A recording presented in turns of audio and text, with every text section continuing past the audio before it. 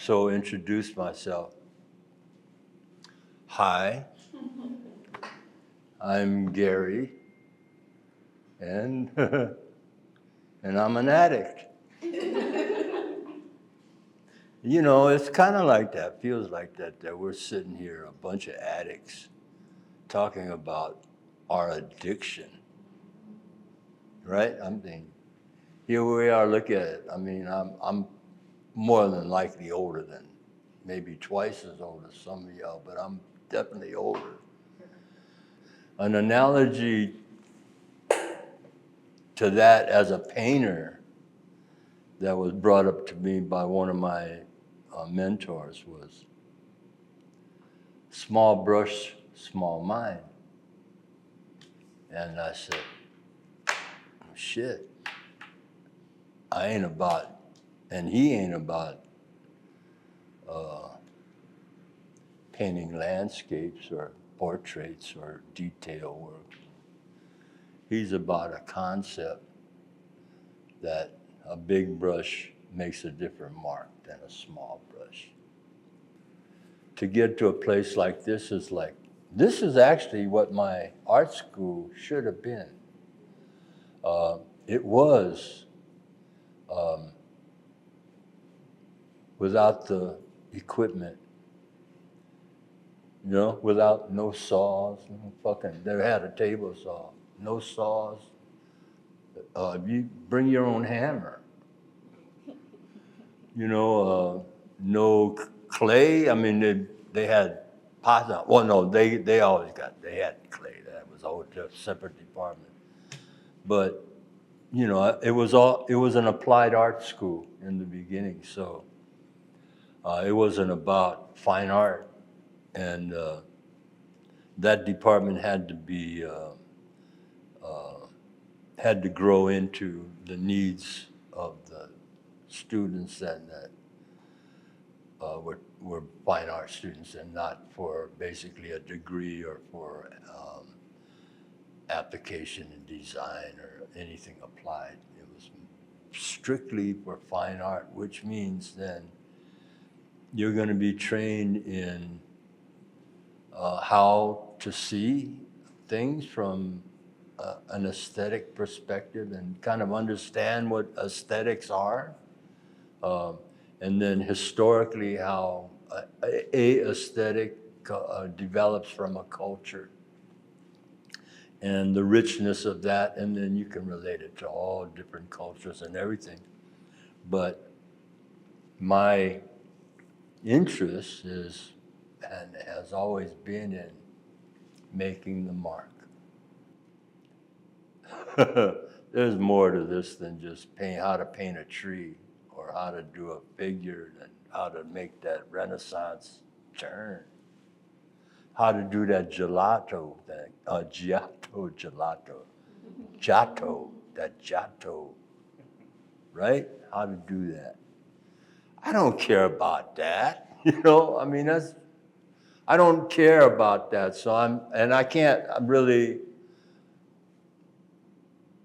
don't have that control, nor do want the control, but I understand what they're showing you and what they're teaching you in that regard is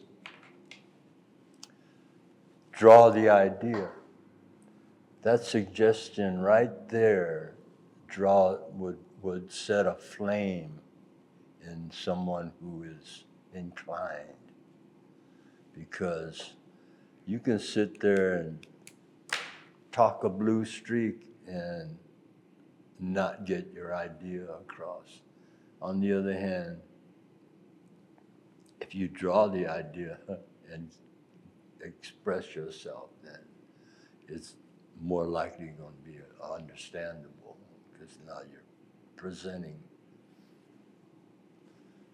from the eye, the brain, the eye, to the hand, to the fingers is the extension, and the extension of the extension goes out as far as you can. The contact is immediate. It's a different thing than, you know. So by and large, we come to this place, and here I am, and I'm wrapping up, waning in my residence here. And it's pulling me. I've thought about all these things. I've thought about uh, why I'm here. Because I do believe that the reason that got you here might not necessarily be the reason you're there for. And that's been the exception more than the rule here. And in this circumstance, we're trying to get at a truth of something.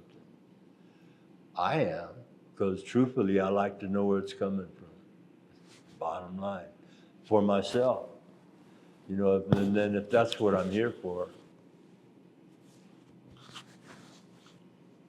then we're all looking for the truth. If not, then you need to hear it, I guess, because that's what I'm about. And Asa said, you don't have to do nothing. Great, I'm there, right? Asa calls, I'm there, And I want to not only represent California, Los Angeles, my hood, my art school, all my peers, my organization, the California locals,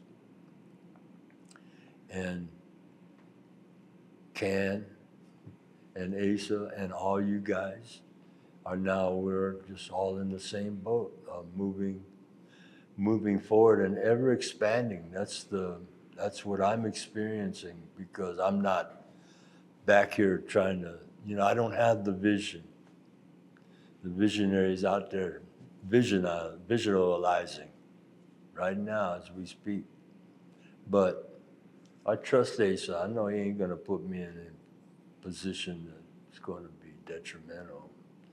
So I trust him. So whatever I can do to also represent that, I'm all about it. So I'm putting my best foot forward, but by the same token, I feel like I'm being challenged at every end, but it's not so great that I can't perform under the circumstances. For me, it's process in creating. I do a 1, 2, 3, 4, 5 step. I need the formula. That's the way I get in touch with being able to create an organic thing, like all this, to have the conversation with the blank canvas. Right, first came, I said, Doris picked my room. I said, I came in there, I said, this room's too big, I gotta paint big. It means I gotta make a lot of, yeah, and I sat in here and, just looking at the room and the walls. And this wall right here gravitated with me, and I said, okay. I mean, I didn't have a choice anyway. But okay, I can work here. So I just get my canvas and put a piece up there. So then the process begins. It's like, now I got a piece of raw canvas. I can't just paint on raw canvas. It doesn't take, so I have to work that out. In the meantime, I usually draw or do paperwork, which I call drawing. Just means I'm working on paper to get my stroke up so that I can then approach with a good hand a feel for the bigger stroke, bigger mark. And Bethany says, oh, we got some paper. I was going to go to the store, and she said, oh, we got some paper. I said, well, is it good? I said, wow, take a look. Well, it's BFK, which is, print paper, but it's okay. It's a rag and has deco edge. So I can, that's fine.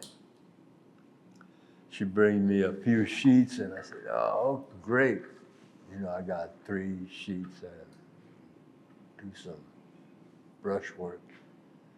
Then she said, I think I got a few more. And then it ends up being 10. So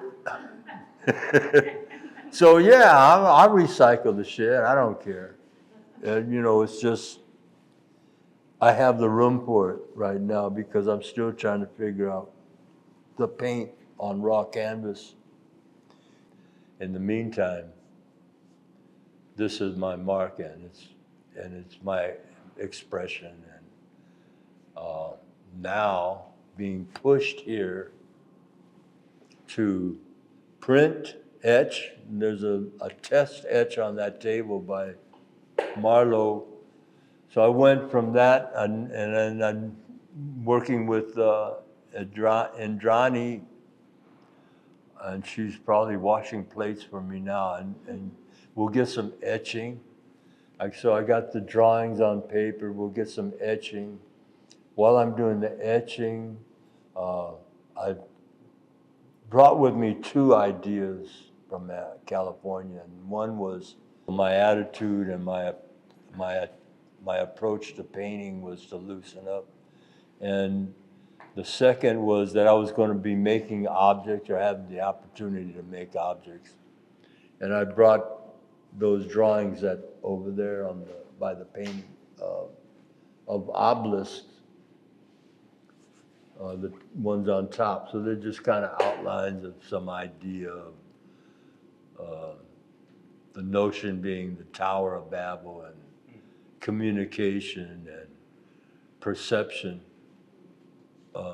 Perception for sure, because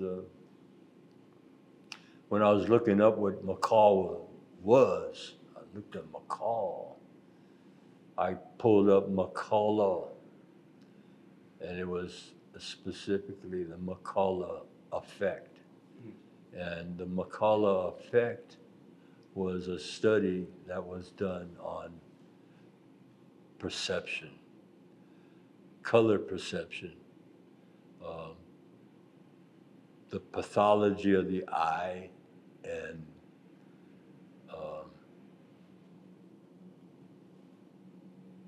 illusions. The study was you take the lines with the colors and you stare at it, and then you look away after a while and you see the complement. So they messed around with that, and they realized that, you change your angle, it's going to change the perception. In the end, they had no conclusion. They just said, we don't know why. But so it's the same thing. It's the science of us, we not know why. It's a lot of it has to do with the angle that we see things by and large. And that's, come to be like this, a simple truth. It's kind of wonderful to know, outside of knowing left eye, your right eye, you're thinking from this side, you're thinking from that side. You're male, you're female, or female, male, female, male, cerebral cortex, all of that stuff, comes into play because it generates how much synapse and the type of experiences and what you feed into your right side or your left side. So it's really important to me in my own investigation. Whether people do it or not is beside, it's on them. I'm just saying that's what I'm doing, because I would like to, before I, move on, I'd like to get to the truth of it.